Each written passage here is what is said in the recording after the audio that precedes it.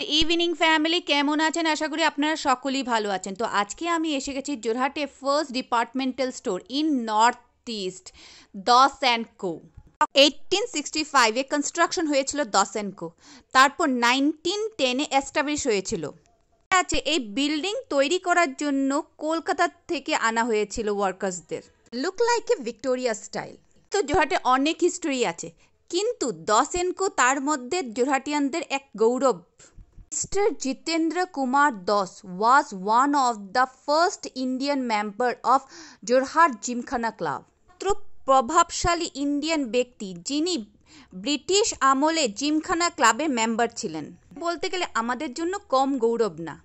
তো building Kali building নামেও প্রচলিত ছিল। এই বিল্ডিংয়ে ডিপার্টমেন্টাল স্টোর ছাড়াও এই বিল্ডিংয়ে printing press, x-ray clinic, dry cleaner, photography etcetera অনেক কিছু ছিল এই বিল্ডিংয়ে।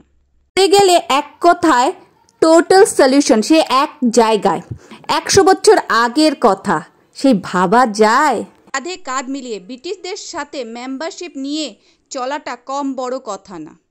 বলতে গেলে মানুষ চাইলে কি না করতে পারে, তাই না?